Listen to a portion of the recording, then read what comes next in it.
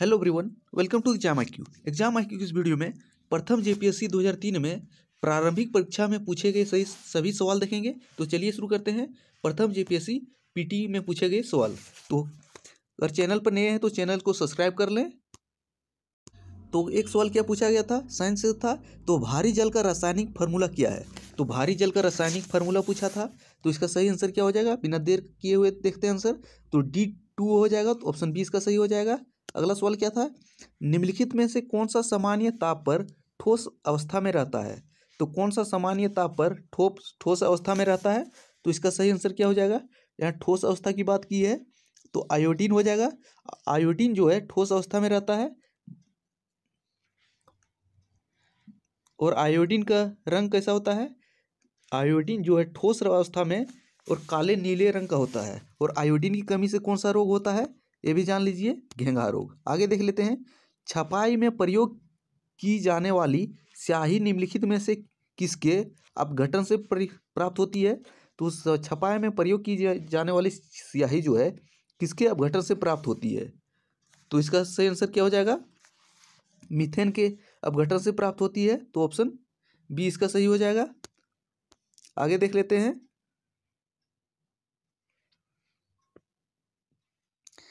यदि हवा का तापमान बढ़ता है तो उसकी जलवाष्प ग्रहण करने की क्षमता क्या होती है। यदि हवा का तापमान बढ़ता है तो उसकी जलवाष्प ग्रहण करने की क्षमता क्या होती है। तो इसका सही आंसर हो जाएगा बढ़ जाती है। तो ऑप्शन बी इसका सही हो जाएगा। आगे देख लेते हैं, अंडमान निकोबार द्वीप समूह में द्वीपों की संख्या कितनी है। तो JPSC ने 2003 में ऑप्शन के अनुसार क्या दिया था, इसका सही आंसर 250 दिया था। आगे देख लेते हैं, वर्तमान में भारतीय संविधान में कितने अनुच्छेद और कितनी अनुसूचियां हैं। तो वर्तमान टाइम में भारतीय संविधान में अनुच्छेद की संख्या कितनी है और अनुसूचियों की संख्या क्या है, ये अपना देख सकते हैं। तो मूल संविधान में अनुच्छेद की संख्या कितनी थी। तो मूल संविधान में अनुच्छेद की संख्या 395 थी। आगे देखते हैं, तो राज्य में दूसरे सदन की स्थापना या उसे रद्द करने से संबंधित कौन सी विधि सही है। तो राज्य में आने की विधानसभा तो रहता है, लेकिन विधान परिषद की स्थापना या तो उसे रद्द करने से संबंधित कौन सा कथन सही हो जाएगा, विधि सही हो जाएगा। तो इसका सही आंसर क्या हो जाएगा,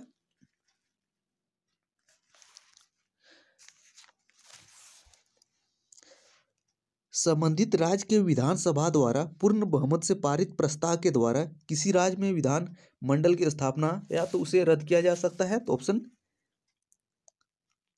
ऑप्शन बी सही हो जाएगा। राष्ट्रपति पर महाभियोग का आरोप संसद के किस सदन द्वारा लगाया जा सकता है। तो जो राष्ट्रपति पर महाभियोग लगता है वो कौन से सदन में लगता है, ये पूछा गया है। तो इसका सही आंसर क्या हो जाएगा, राष्ट्रपति पर महाभियोग जो है कौन से अनुच्छेद के तहत लगता है, अनुच्छेद 61 के तहत। और कौन से सदन में, संसद के किसी भी सदन में, यानी कि लोकसभा में भी लगा सकते हैं या तो राज्यसभा में भी राष्ट्रपति पर महाभियोग लगा सकते हैं। और भारतीय संविधान के कौन से अनुच्छेद के तहत, अनुच्छेद 61 के तहत। आगे देख लेते हैं, भारत में सबसे अधिक शाखाएं किस विदेशी बैंक की है। तो भारत में कौन सी बैंक की, विदेशी बैंक की सबसे अधिक शाखा है। ANZ Grindlays bank, option A इसका सही है। आगे देख लेते हैं, खेरवार आदिवासी आंदोलन कब हुआ था। तो खेरवार विद्रोह हुआ कब था। तो इसका सही आंसर क्या हो जाएगा, 1874 में। खेरवार विद्रोह 1874 में किसके नेतृत्व में हुआ था। अगर नेतृत्व करता पूछा जाए तो भागीरथ मांझी हो जाएगा। आगे देखते हैं, जनसंख्या की दृष्टि से झारखंड की सबसे बड़ी जनजाति कौन सी है। तो झारखंड की जनसंख्या की दृष्टि से सबसे बड़ी जनजाति कौन सी है। तो इसका सही आंसर हो जाएगा संथाल। तो संथाल झारखंड की सबसे बड़ी जनजाति है। संथाल तो पहले नंबर पे आ गया, दूसरे नंबर पे कौन सी है, दूसरे नंबर पे कौन सा जनजाति है, उरांव दूसरे नंबर पे और मुंडा तीसरे नंबर पे। आगे, झारखंड निवासी ललित मोहन राय का संबंध किस क्षेत्र से है। तो झारखंड निवासी ललित मोहन राय का संबंध कौन से क्षेत्र से है। तो इसका सही आंसर क्या हो जाएगा, अगर इसके क्षेत्र की बात करें तो ललित मोहन राय का संबंध चित्रकारी से है। ऑप्शन सी इसका सही हो जाएगा। और एक सवाल था, तो झारखंड की कितनी प्रतिशत आबादी कृषि कार्यों में लगी हुई है। तो झारखंड में कितने % लोग कृषि कार्यों में लगे हुए हैं। तो अब लेटेस्ट आंकड़ा देख के आंसर कीजिएगा इसका। आगे देख लेते हैं, मुमताज महल का असली नाम क्या था? मुमताज महल का असली नाम क्या था?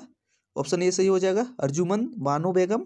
तो मुमताज महल का असली नाम अर्जुमंद बानो बेगम, और इसी की याद में ताजमहल का निर्माण किया गया था। कहाँ पे? आगरा में किया गया है। आगे क्या है, दिल्ली सल्तनत का कौन सा सुल्तान लाख बख्श के नाम से जाना जाता है? तो दिल्ली सल्तनत का कौन सा सुल्तान लाख बख्श के नाम से जाना जाता है? तो आंसर क्या होगा इसका? तो इस 19वां का आपका सही आंसर हो जाएगा ऑप्शन डी, कुतुबुद्दीन ऐबक। कुतुबुद्दीन ऐबक को उनकी दानशीलता के कारण लाख बख्श के नाम से भी जाना जाता था। ऑप्शन डी इसका सही है। आगे देख लेते हैं, किस चीनी जनरल ने कनिष्क को हराया था? तो कौन से चीनी जनरल ने कनिष्क को हराया था? तो इसका सही आंसर क्या हो जाएगा?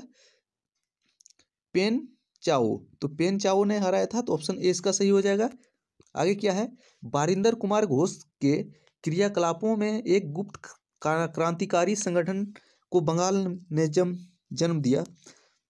तो बारिंदर कुमार घोष का गुप्त क्रांतिकारी संगठन कौन था? तो इसका सही आंसर क्या है? ऑप्शन ए सही हो जाएगा, अनुशीलन समिति। और इसकी स्थापना कब हुई थी? इसकी स्थापना की बात करें तो 1907 में हुई थी। और अनुशीलन समिति का नारा क्या था? खून का बदला खून। आगे क्या है, रिक्त स्थानों की पूर्ति करें, रीजनिंग टाइप के था, लेकिन ये सवाल गलत प्रिंट हुआ था। यहाँ पे 29 ना होकर 49 था।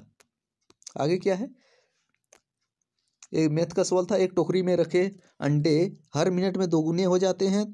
टोकरी अंडों से 1 घंटे में पूरी भर जाती है, तो टोकरी अधिक कब भरेगी? ये पूछा था। इसका सही आंसर हो जाता है ऑप्शन डी, 59 मिनट में। एक रीजनिंग से था, तो रीजनिंग का सवाल आप देख लीजिएगा, कौन सा अक्षर समूह से दूसरे समूह से भिन्न है? ये भी रीजनिंग का है, इनमें से कौन सा दूसरे से भिन्न है? और इसका आंसर की बात करें तो देखिए, इसका आंसर हो जाएगा ऑप्शन ए।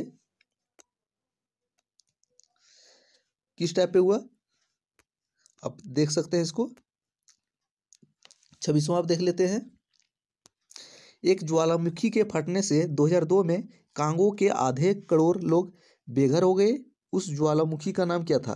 तो कांगो में 2002 में कौन सा ज्वालामुखी विस्फोट हुआ था जिसके कारण आधे करोड़ लोग बेघर हो गए थे? तो इसका सही आंसर है माउंट नियरा कोंगो। तो ऑप्शन ए इसका सही हो जाएगा। 27वां करंट से था, 28वां भी करंट से है, आउटडेटेड हो चुका है। 29वां देख लेते हैं अब, डिफेंस रिसर्च डेवलपमेंट ऑर्गेनाइजेशन यानी DRDO द्वारा बनाया गया मानव रहित एयरक्राफ्ट का नाम क्या है? तो DRDO द्वारा बनाया गया मानव रहित एयरक्राफ्ट का नाम क्या है? ऑप्शन सी इसका सही है, लक्ष्य। आगे आप देख लेते हैं, 10वीं पंचवर्षीय योजना की अवधि क्या है? तो 10वीं पंचवर्षीय योजना की अवधि पूछा है। तो इसकी अवधि 2002 से 2007, लेकिन ये अब आउटडेटेड है, नहीं अब स्टैटिस्टिक्स जीके में भी पूछा जा सकता है। 31वां करंट का है। 32वां आप देख लेते हैं, तो किस देश ने यूरो को अपनी मुद्रा के रूप में नहीं स्वीकारा है? तो यूरो जो है यूरोपियन संघ का एक मुद्रा है, जिसको कौन से देश ने नहीं स्वीकारा है? तो इसका सही आंसर क्या है? ब्रिटेन, डेनमार्क, स्वीडन, यानी कि ऑप्शन डी उपयुक्त सभी किसी भी देश ने यूरो को अपनी मुद्रा नहीं माना है। आगे आप देख लेते हैं, नेशनल ह्यूमन राइट्स कमीशन का अध्यक्ष कौन है? करंट से पूछा था। लेजर का पूर्ण नाम क्या है? LASE, लेजर का पूर्ण नाम पूछा है। तो इसका सही नाम क्या है? Light amplification stimulated emission of radiation. Option B इसका सही है। आगे देख लेते हैं, ब्रह्मोस सुपरसोनिक क्रूज मिसाइल का निर्माण कौन से देश ने मिलकर किया है? तो ब्रह्मोस सुपरसोनिक मिसाइल का नाम भारत और रूस के द्वारा किया गया है। तो ऑप्शन बी इसका सही हो जाएगा। तो न्यूट्रॉन की खोज किसने की थी, ये पूछा है। तो न्यूट्रॉन की खोज किसने की थी? चैडविक ने। प्रोटॉन की खोज गोल्डस्टीन ने।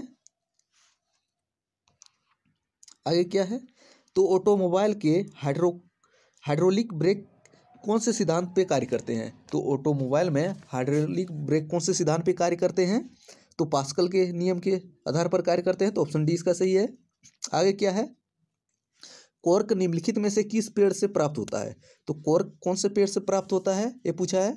तो कॉर्क जो है क्वेकस से प्राप्त होता है। क्वेकस इस पेड़ का साधारण नाम क्या है? तो कॉर्क जो है ओक नामक पेड़ से प्राप्त होता है। ओक पेड़ का वैज्ञानिक नाम क्वेकस है। तो ऑप्शन सी इसका सही है। तो नर्मदा नदी का उद्गम स्थल कौन सा है ये पूछा गया है। तो इसका सही आंसर हो जाए ऑप्शन बी अमरकंटक की पहाड़ी।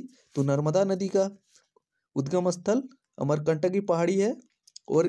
और नर्मदा नदी का महत्वपूर्ण विशेषता क्या है? और नर्मदा नदी डेल्टा नहीं बनाती है। आगे देख लेते हैं। तो संविधान के किस अनुच्छेद के तहत सिखों द्वारा कृपान धारण करना धार्मिक स्वतंत्रता का अंग माना जाता है? यानी कि सिख लोग कृपान रख सकते हैं संविधान के कौन से अनुच्छेद के तहत? यानी कि ये तो धार्मिक स्वतंत्रता है। और धार्मिक स्वतंत्रता की बात भारतीय संविधान के अनुच्छेद 25 से 28 के बीच में है। तो ऑप्शन बी सही है। अनुच्छेद 25 क्या वो बताता है? जो धार्मिक स्वतंत्रता है। तो ऑप्शन 25 है। आगे देख लेते हैं। विश्व में सबसे अधिक कपास का उत्पादन कहाँ होता है? तो विश्व में सबसे अधिक कपास का उत्पादन कहाँ होता है? अगर उत्पादन की बात करें तो अमेरिका में हो जाएगा। ऑप्शन सी सही हो जाएगा। और कपास को सफेद सोना भी बोला जाता है। और कपास की उत्पत्ति कहाँ हुई थी? अगर उत्पत्ति की बात करें तो भारत में हुई थी। आगे देख लेते हैं। दूरदृष्टि से पीड़ित व्यक्ति को क्या देखने में कठिनाई होती है?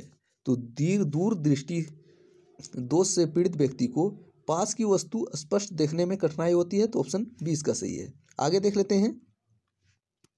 तो भारत की तट रेखा की लंबाई कितनी है? तो भारत की तट रेखा की लंबाई कितनी है? अगर चारों के ऑप्शन की बात करें तो कोई भी ऑप्शन सेटिस्फाई नहीं है। लेकिन इसका सही आंसर क्या है? तो भारत की तट रेखा की लंबाई 7,516 16.5 किलोमीटर है। तो भारत के तट रेखा की लंबाई कितनी है? 7,516 किलोमीटर। आगे देख लेते हैं। 44 संथाल परगना में लगने वाला दुमका का हिजला मेला किस नदी के तट पर लगता है? तो हिजला मेला कहाँ पे लगता है? दुमका में। कौन से नदी के तट पे लगता है ये पूछा है। तो इसका सही आंसर है मयूराक्षी। और मयूराक्षी नदी का एक अन्य नाम क्या है? मोर नदी। मोर या मयूराक्षी नदी जिसके तट पे हिजला मेला लगता है। आगे देख लेते हैं। भारत का 90% अभ्रक झारखंड में पाया जाता है। इस अभ्रक का क्या नाम है? तो इसका सही आंसर क्या हो जाएगा? अगर इसका सही आंसर की बात करें तो उसका सही आंसर हो जाएगा ऑप्शन सी रूबी वेराइटी। और झारखंड के कोडरमा जो है अभ्रक की राजधानी के नाम से प्रसिद्ध है। आगे देखते हैं। किस जनजाति का एकमात्र अस्तित्व केवल झारखंड में है? तो कौन से जनजाति का एकमात्र अस्तित्व केवल झारखंड में है? तो इसका सही आंसर क्या हो जाएगा? मुंडा, खड़िया, हो, बिरजिया। तो इसका सही आंसर क्या हो जाएगा? ऑप्शन ए मुंडा। तो मुंडा जनजाति का अस्तित्व केवल झारखंड में है। अगला सवाल क्या है? झारखंड का राजकीय फूल कौन सा है? तो झारखंड का राजकीय फूल की बात करें तो पलाश हो जाएगा। तो ऑप्शन सी इसका सही है। आगे देख लेते हैं। तो अकबर के दरबार में आने वाला पहला अंग्रेज व्यक्ति कौन सा था? तो अकबर के दरबार में आने वाला पहला अंग्रेज व्यक्ति कौन था? 48 में पूछा है। रोल्फ पीच सही आंसर हो जाएगा ऑप्शन ए। तो अकबर के दरबार में आने वाला पहला अंग्रेज व्यक्ति रोल्फ पीच। ऑप्शन ए इसका सही है। आगे देख लेते हैं। कौन से मुगल बादशाह को जिंदा पीर कहा जाता था? तो जिंदा पीर के नाम से कौन सा मुगल बादशाह प्रसिद्ध थे? तो उसका सही आंसर ऑप्शन बी औरंगजेब। तो औरंगजेब को जिंदा पीर भी बोला जाता था। आगे तो भारत के संविधान में सम्मिलित समवर्ती सूची किस देश की दिन है? तो समवर्ती सूची कौन से देश के संविधान से लिया गया है? तो इसका सही आंसर क्या हो जाएगा?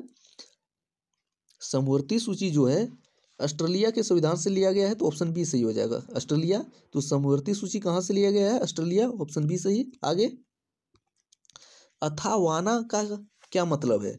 एक टर्म आता है अथावाना, इसका मतलब क्या है? इसका सही आंसर है भू राजस्व विभाग। Option A. तो अथावाना का मतलब है भू राजस्व विभाग।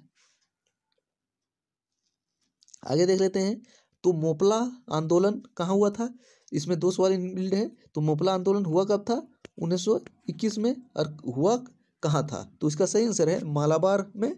तो ऑप्शन बी सही हो जाएगा। और मोपला जो थे मलाबार के मुसलमान थे और विद्रोह क्यों किया था? हिंदू जमींदारों के विरुद्ध उन्होंने विद्रोह किया था। आगे देख लेते हैं। पंजाब का टैगोर कौन से कवि को बोला जाता है? तो पंजाब का टैगोर कौन से कवि को बोला जाता है? तो इसका सही आंसर है अमृत प्रीतम सिंह। अमृत प्रीतम सिंह को पंजाब का टैगोर बोला जाता है। तो ऑप्शन डी इसका सही है। आगे देख लेते हैं। इस यहाँ खाली स्थान भरना था, आप देख सकते हैं, आप देख के अपने से बनाइए। इसका आंसर क्या था? इसका आंसर था 25। आगे देख लेते हैं। वर्ल्ड कप क्रिकेट 2003 में अधिकतम विकेट लेने वाले खिलाड़ी कौन थे? यानी कि वर्ल्ड कप क्रिकेट 2003 में सर्वाधिक विकेट लेने वाले खिलाड़ी कौन थे, ये पूछा गया है। तो इसका सही आंसर क्या हो जाएगा? अगर इसका सही आंसर की बात करें तो ऑप्शन ए हो जाएगा चमिंडा वास। तो वर्ल्ड कप क्रिकेट 2003 में सर्वाधिक विकेट लेने वाले खिलाड़ी कौन है? चमिंडा वास। और चमिंडा वास कौन से देश के हैं? श्रीलंका के। आगे देख लेते हैं। भारतीय मानक टाइम एवं ग्रीनविच मध्य मानक टाइम के बीच कितने घंटे का अंतर है? तो भारतीय मानक टाइम और ग्रीनविच मानक टाइम के बीच अंतर कितने हैं? 5.5 घंटे का अंतर है। तो 5 घंटे 30 मिनट। ऑप्शन सी इसका सही है। आगे देख लेते हैं। सरकारिया आयोग का संबंध किससे है? तो सरकारिया आयोग का संबंध केंद्र राज्य संबंध से है। तो ऑप्शन डी इसका सही हो जाएगा। सरकारिया आयोग का संबंध केंद्र राज्य संबंध से है। आगे देख लेते हैं। कोल विद्रोह 1831-32 का नेतृत्व किसने नहीं किया, ये पूछा गया है। यानी कि कोल विद्रोह में शामिल नेता कौन नहीं थे, ये पूछा गया है। तो आपको बताना है। तो जतरा भगत हो जाएगा। और जतरा भगत ने कौन विद्रोह का नेतृत्व किया था? टाना भगत आंदोलन। जतरा उरांव या तो जतरा भगत उसी को बोला जाता है। 1914 में हुआ था जो टाना भगत। लेकिन कोल विद्रोह बुधू भगत, सिंगराय, बिंद्राय मानकी, सुरमा भी शामिल थे कोल विद्रोह में। और कब हुआ था? 1831-32 में। और कोल विद्रोह से एक महत्वपूर्ण सवाल पूछा जाता है। कोल विद्रोह से अछूता प्रदेश कौन सा था? यानी कि कोल विद्रोह का प्रसार झारखंड के कौन से क्षेत्र में नहीं हुआ था? तो नहीं हुआ था तो हजारीबाग में क्षेत्र में नहीं हुआ था। आगे अब देख लेते हैं। बिरसा मुंडा का जन्म स्थली कहाँ पे है, ये पूछा गया है। तो बिरसा मुंडा का जन्म स्थली पूछा गया है। तो इसका सही आंसर क्या हो जाएगा? अगर इसका सही आंसर की बात करें तो ऑप्शन डी इसका सही हो जाएगा, खूंटी। तो खूंटी के उलिहातू में बिरसा मुंडा का जन्म हुआ था। कब हुआ था? 15 नवंबर 1875 को। आगे देख लेते हैं। निम्नलिखित को उसके संगठन के आधार पर क्रमवार सजाइए। तो कौन सा संगठन है उसको क्रमवार सजाना है? तो उसका सही आंसर क्या हो जाएगा? Indian association. इसकी स्थापना कब हुई थी? इंडियन एसोसिएशन की स्थापना 1876 को हुई थी। इसके बाद कौन सी हो जाएगी? Indian league. इंडियन लीग की स्थापना कब हुई थी? 1875 को हुई थी। इसके बाद क्या है देख लीजिए। बॉम्बे एसोसिएशन की स्थापना कब हुई थी? 1885 में। इसके बाद मद्रास महाजन सभा। तो मद्रास महाजन सभा की स्थापना कब हुई थी? 1884 में। तो अब सजाना है कौन सा है, अब देख लीजिए, सबका बता दिए। आगे देख लेते हैं। सबसे अधिक ग्रैमी अवार्ड 2003 जीतने वाली है, ये तो आउटडेटेड हो चुका है। पोर्टजोल क्या है? तो पोर्टजोल क्या है?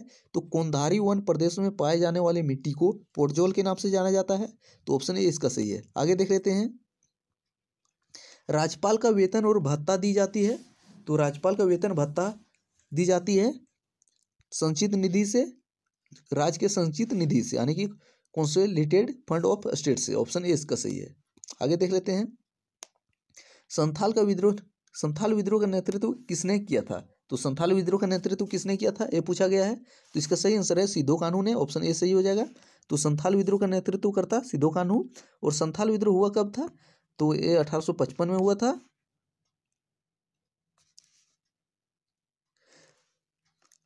लेकिन सवाल के अनुसार संथाल विद्रोह के नेतृत्व किसने किया था? मुख्य नेतृत्वकर्ता सिद्धो कान्हू थे और चांद भैरव उसके सहयोगी भाई थे, यानी कि ऑप्शन सी इसका सही हो जाएगा,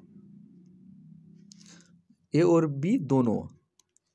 आगे देख लेते हैं। ब्रिटिश जनरल जिसने हैदर अली को पोर्टो नोवा के युद्ध में हराया था। तो वह ब्रिटिश जनरल कौन था जिन्होंने हैदर अली को पोर्टो नोवा के युद्ध में हराया था? तो इसका सही आंसर क्या हो जाएगा? अगर 65वें की बात करें तो इसका सही आंसर हो जाएगा ऑप्शन बी सर आयरकुट। ऑप्शन बी इसका सही आंसर है। आगे देख लेते हैं, प्रकाश की गति कितनी है? तो प्रकाश की गति की बात की गई है, तो प्रकाश की गति कितनी है? 3 × 10⁸ मीटर पर सेकेंड। ऑप्शन सी सही है। आगे देखते हैं, निम्नलिखित में कौन सी सिद्ध धारा है? तो सिद्ध धारा कौन सी है? वेंगुएला। तो ऑप्शन ए सही है। तो सिद्ध धारा का एग्जाम्पल कौन है? वेंगुएला। ऑप्शन ए इसका सही है। आगे देख लेते हैं, भारत के राष्ट्रपति अपना त्यागपत्र किसको संबोधित करके देते हैं? तो भारत के राष्ट्रपति अपना त्यागपत्र किसको देते हैं? तो भारत के राष्ट्रपति जो है अपना त्यागपत्र उपराष्ट्रपति को देते हैं, और उपराष्ट्रपति अपना त्यागपत्र किसको देते हैं? राष्ट्रपति को। दोनों एक्सचेंज करते हैं त्यागपत्र के मामले में। आगे क्या है, झारखंड में कुल 32 आदिवासी समुदाय है, इनमें से अधिकांश जनजाति का स्रोत कौन सा है? तो झारखंड में आदिवासियों जनजातियों की संख्या टोटल कितनी है? 32। इनमें जनजातियों कौन से समुदाय से अधिक बिलोंग करते हैं, ये पूछा गया है। तो इसका सही आंसर है प्रोटो ऑस्ट्रेलियोड। ऑप्शन ए इसका सही है। आगे देख लेते हैं, सुलह एक कुल का सिद्धांत किसके द्वारा प्रतिपादित किया गया था? तो सुलह एक कुल का सिद्धांत किसके द्वारा प्रतिपादित किया गया था, ये पूछा है 70 का। तो इसका सही आंसर हो जाएगा ऑप्शन बी अकबर के द्वारा। तो सुलह एक कुल का सिद्धांत किसके द्वारा प्रतिपादित किया गया था? अकबर के द्वारा। ऑप्शन बी इसका सही है। आगे, तो रुधिर के प्लाज्मा में निम्नलिखित में से किसके द्वारा एंटीबॉडी निर्मित होता है? तो एंटीबॉडी रुधिर के प्लाज्मा में किसके द्वारा निर्मित होता है, ये पूछा गया है। तो लिम्फोसाइट के द्वारा। ऑप्शन बी इसका सही हो जाएगा। आगे देख लेते हैं, ब्रह्मपुत्र नदी तिब्बत में किस नाम से जानी जाती है? तो ब्रह्मपुत्र नदी जो है तिब्बत में कौन से नाम से जानी जाती है? तो इसका सही आंसर क्या हो जाएगा? ऑप्शन ए पद्मा के नाम से जानी जाती है। सॉरी, पद्मा तो गंगा को बांग्लादेश में बोला जाता है, और सांगपो के नाम से जानी जाती है। तो ब्रह्मपुत्र नदी को तिब्बत में सांगपो के नाम से जानी जाती है, और पद्मा के नाम से गंगा नदी को नाम से जाना जाता है। आगे, नायक समिति का संबंध किससे है? तो नायक समिति का संबंध किससे है? लघु उद्योग से। ऑप्शन बी सही है।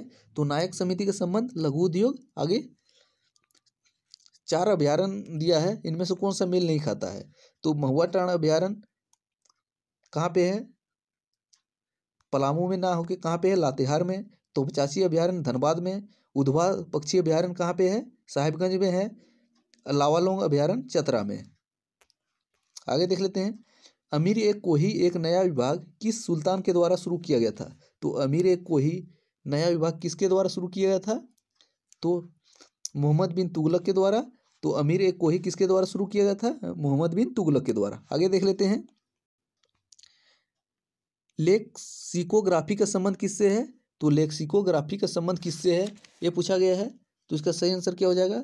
ऑप्शन बी शब्दकोश के संयोजन से। लेक्सिकोग्राफी का संबंध शब्दकोश के संयोजन से। ऑप्शन बी सही है। आगे देख लेते हैं, निम्नलिखित में कौन सी नदी एस्चुरी नहीं बनाती है? तो कौन सी नदी नहीं बनाती है? तो इसका सही आंसर क्या हो जाएगा? Option D Mahanadi. लेकिन नर्मदा, तापी, मांडवी एस्चुरी बनाती है, लेकिन महानदी नहीं बनाती है। आगे देख लेते हैं, यह आउटडेटेड हो गया, योजना आयोग से संबंधित है। अब तो योजना आयोग की जगह पे नीति आयोग हो गया, तो ये आउटडेटेड हो गया है। आगे देख लेते हैं, तो झारखंड क्षेत्र से लोकसभा के कुल सदस्यों की संख्या कितनी है? तो लोकसभा के सदस्यों की संख्या 14 है। तो ऑप्शन ए सही हो जाएगा। और राज्यसभा के सदस्यों की संख्या 6, और विधानसभा के सदस्यों की संख्या टोटल कितने हैं? 82। उनमें से निर्वाचित हैं 1, और 81 और मनोनीत सदस्यों की संख्या 1 है। आगे देख लेते हैं, ये मैथ से प्रतिदिन मधु को 8 टाइम एंड वर्क से रिलेटेड है, देख सकते हैं। तो फूलों के अध्ययन को क्या बोला जाता है, ये पूछा गया था। तो फूलों के अध्ययन को क्या बोला जाता है? एंथोलॉजी। तो ऑप्शन बी सही हो जाएगा। पुष्पों के अध्ययन एंथोलॉजी। लेकिन फेनोलॉजी किसको बोला जाता है?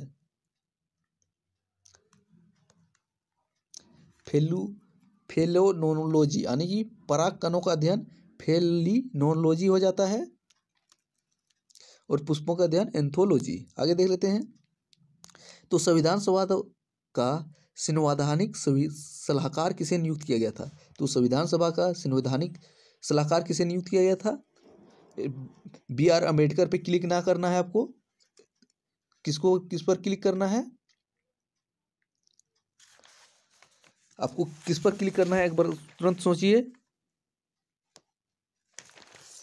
BN राव के थे, तो संवैधानिक सभा के सलाहकार किसे नियुक्त किया गया था, BN राव। भीमराव, यहाँ संविधान देखिए, भीमराव अंबेडकर क्लिक ना करना है, तो इसका सही आंसर हो जाएगा सलाहकार के रूप में BN राव नियुक्त किए गए थे। और प्रारूप समिति के अध्यक्ष बोले तब अंबेडकर होगा। आगे देख लेते हैं। तो भारत की राष्ट्रीय आय की गणना होती है किसके द्वारा, भारतीय सांख्यिकी संगठन के द्वारा भारत में राष्ट्रीय आय की गणना होती है, तो ऑप्शन सी इसका सही है। आगे, देवघर स्थित प्रसिद्ध शिव मंदिर का निर्माण किस शासक के द्वारा करवाया गया था, तो देवघर शिव मंदिर का निर्माण किसके द्वारा करवाया गया था, तो इसका सही आंसर है ऑप्शन बी, पूरनमल के द्वारा। आगे देख लेते हैं। रीजनिंग से है, कैलेंडर से सवाल पूछा गया था, लेकिन अब तो पूछा नहीं जाएगा पीटी में। तो निम्नलिखित में से कौन सा बादल अत्यधिक तीव्र वर्षा के लिए उत्तरदायी होती है, तो कौन सा बादल अत्यधिक तीव्र वर्षा के लिए उत्तरदायी होती है, तो कपासी वर्षा, ऑप्शन बी इसका सही हो जाएगा। आगे देख लेते हैं। भारतीय संविधान में सम्मिलित नीति निर्देशक तत्वों की प्रेरणा हमें किस संविधान से प्राप्त हुई है, तो नीति निर्देशक कहाँ से लिए हैं हम, तो भारत संविधान में नीति निर्देशक जो है आयरलैंड के संविधान से लिया गया है, और समवर्ती सूची जो है ऑस्ट्रेलिया से लिया गया है।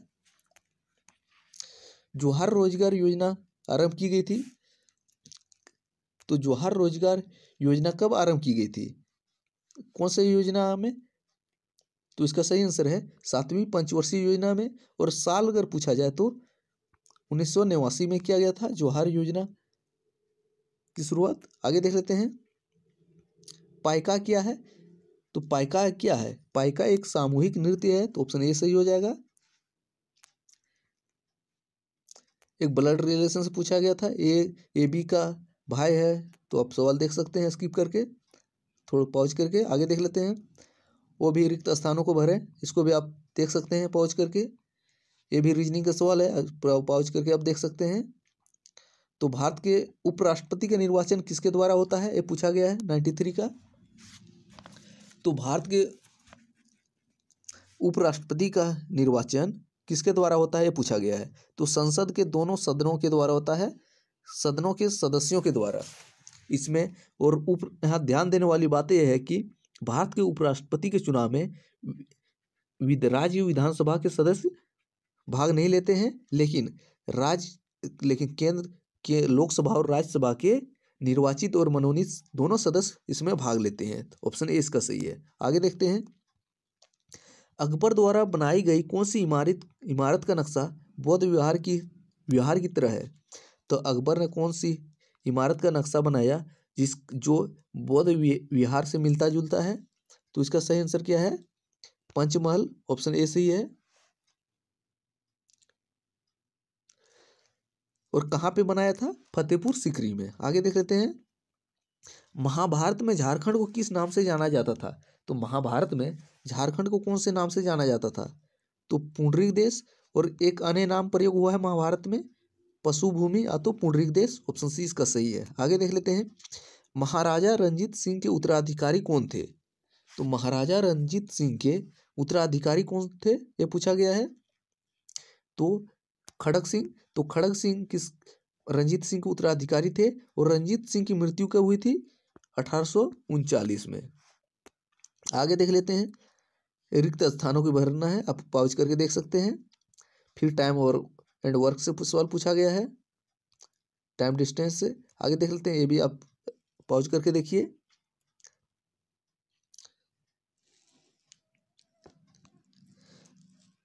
तो 100 का देख लेते हैं। निम्नलिखित को घटनाक्रम के अनुसार सजाइए, तो सबसे पहले देख लेते हैं CR फार्मूला कब आया था, तो अब CR फार्मूला जो है मार्च 1994 में आया था, तो 1994 मान लेते हैं। इसके बाद कैबिनेट मिशन कब आया था, तो कैबिनेट मिशन का आगमन 1946 में हुआ था। इसके बाद क्या है, गांधी जीना बातचीत कब हुआ था, और गांधी और जीना के बीच बातचीत कब हुआ था, 1944 में हुआ था। इसके बाद क्या है, विवेल प्लान कब हुआ था, 1945। इस अनुसार आपको सजाना है। तो ये थे प्रथम JPSC 2003 में पूछे गए पीटी के सवाल। अब अगले एपिसोड में दूसरा सवाल देखेंगे। थैंक्स फॉर वॉचिंग, मिलते हैं अगले वीडियो में।